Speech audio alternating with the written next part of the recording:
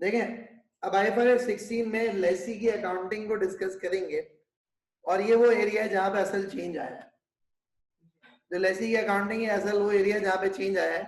Because basically क्या होता था कि अगर मैं थोड़ा सा IAS 17 को रिकॉल कर दूं तो IAS 17 के अंदर मेजरली क्या होता था?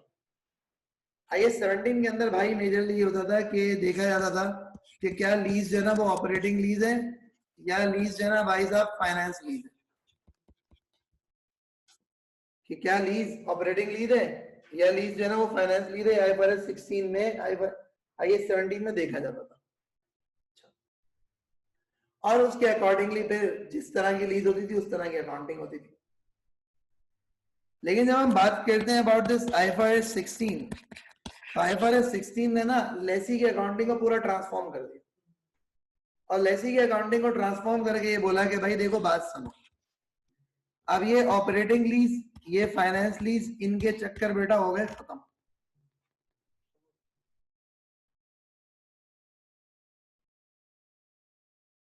इनके चक्कर क्या हो गए? इनके चक्कर हो गए खत्म। तो भाई अब क्या होगा? अब सिंपल सी बात है, इतनी सी बात है, वो ये है कि अगर लेसी अकाउंटिंग करेगा तो सिंपल इतनी सी अकाउंटिंग करेगा कि लेसी कहेगा right of use of the asset debit और कॉरेस्पॉन्डिंगली लीज लायबिलिटी क्रेडिट। यानी चाहे तुम नॉर्मली उसको ऑपरेटिंग लीज की डेफिनेशन में लेके जाते थे, चाहे तुम फाइनेंस लीज की डेफिनेशन में लेके जाते थे, अब कहानी खत्म है। अब लेसी क्या करेगा? Right of use of the asset debit एक एसेट बुक करेगा और कॉरेस्पॉन्डिंगली ऑब्लिगेशन बुक करेगा। यानी कि जो बेसिकली पहले फाइनेंस लीज की अकाउंटिंग थी वो फाइनेंस लीज की अकाउंटिंग अब एक मैंडेटरी अकाउंटिंग हो चुकी है।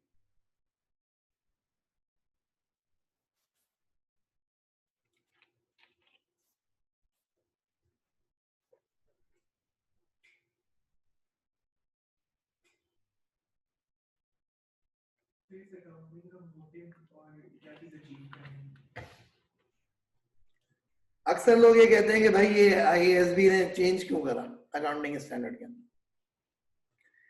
तो मैं थोड़ा सा आपको जो है ना वो बता देता हूँ कि IASB ने चेंज क्यों करा क्यों नहीं करा। देखें,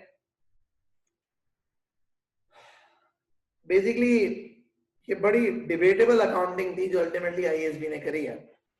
लेकिन इस पूरी की पूरी अकाउंटिंग के अंदर जो मकसद था ना वो ये था, the concept of balance sheet financing. Concept क्या था? Of balance sheet financing.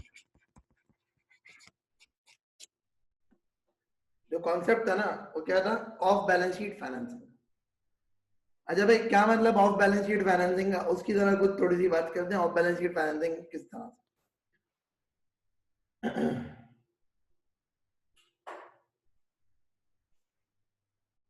आप अगर एक एसेट किराए पे लेते हैं, जैसे अगर हम किराए की जगह पे बैठे हुए हैं यहाँ पे, तो जगह है 10-12 करोड़ की जगह है, हम महीना 1.5-2 लाख रुपए दे के बैठे हुए यहाँ पे, साल का 24-25 लाख रुपए देते हैं। अब मैं आपको थोड़ी सी बात बताता हूँ। अगर फॉर एग्जाम्पल हमारे कंपैरिजन में एक और इंस्टीट्यूट हो और उसने अपनी जगह ली हुई हो 10 करोड़ की,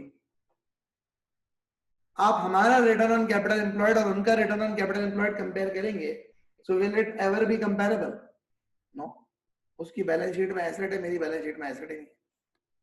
मैं तो किसी और के एसेट पे खेल रहा हूँ, वो अपने एसेट पे खेल रहा है, 10 करोड़ वहां पास आया उसने। हमारा ROC और उसका ROC कंपेरेबल ही नहीं होगा। अच्छा, ये मसला दो इंडस्ट्रीज में बहुत ज्यादा आता था। एक था होटलिंग सेक्टर और दूसरा था शिपिंग इंडस्ट्री। शिपिंग इंडस्ट्री या एरोप्लेन की एयरलाइन इंडस्ट्री, इन तीन इंडस्ट्रीज के अंदर जनरली ये मसले बहुत ज्यादा होते हैं, क्योंकि शिप्स जो है ना बहुत बड़े बड़े होते हैं और मतलब अक्सर ऐसा होता है एक शिप की जो लाइफ होती है वो 25 साल 20 साल लाइफ होती है।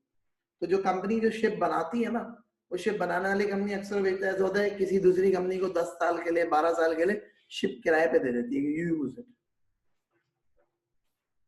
What happens at the end? अगर वो किसी कंपनी को किराए पे 10-12, तो मतलब बात सारी है, there is a company which has invested in a ship, which has manufactured a ship of its own, which has invested millions of dollars in that ship, and there is another company who is doing nothing, just paying out the rent. Operating lease पे उसके पास ship है, तो उन दोनों company की return on capital employed तो comparable नहीं है। हालांकि टेक्निकली देखा जाए तो यार 25 साल लाइफ है, 12 साल इस कंपनी ने यूज कर लिया, 50% ऑफ द लाइफ इसने यूज कर लिया, उसके बावजूद भी इसकी बैलेंस शीट में वो एसेट नहीं आ रहा, इसके बावजूद भी इसकी लायबिलिटी कोई नहीं आ रही बैलेंस शीट में। अदर वे अराउंड देखा जाए तो आप किराए की जगह लेते हैं तो ये आपने अपनी फाइनेंसिंग ही करवाई ना यार। I mean, lease is a source of a finance. You don't have ample amount of money. You take somebody else's asset for a monthly return.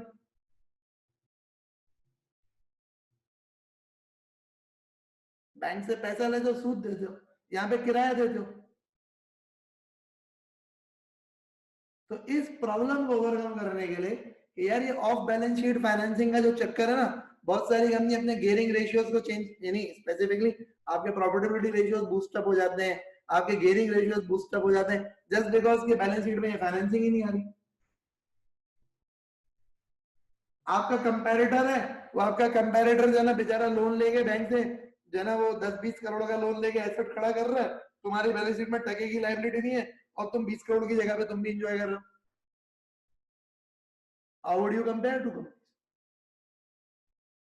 तो इस स्पेसिफिक रीजन के लिए IFRS 16 ने क्या करा कि लेसी की अकाउंटिंग कंप्लीटली ट्रांसफॉर्म कर दी और ट्रांसफॉर्म करके बोला भाई बात सुन, ऑपरेटिंग लीज, फाइनेंस लीज चक्कर खत्म, सिर्फ एक ही अकाउंटिंग। तो अकाउंटिंग ये कि लेसी जब भी एसेट लेगा लीज पे तो उस लीज पे एसेट लेने के बाद वो कहेगा right of use of the asset debit, lease obligation credit. किस अमाउंट में, वो एक लंबी स्टोरी है और लंबी बहस है, लेकिन ये अकाउंटिंग होगी।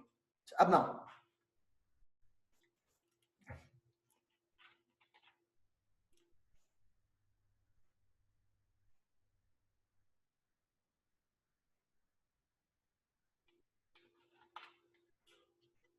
क्या इसमें कुछ एक्सेप्शंस हैं?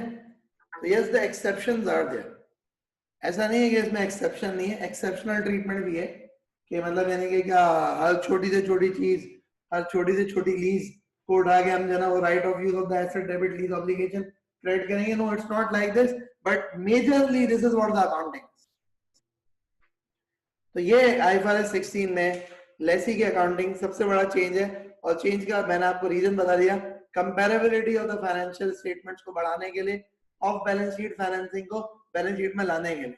वो फाइनेंसिंग जो बैलेंस शीट में होती नहीं थी, नजर नहीं आती थी और फाइनेंसिंग हो रही होती थी, उस फाइनेंसिंग को बैलेंस शीट में दिखाने के लिए IFRS 16 इंट्रोड्यूस किया।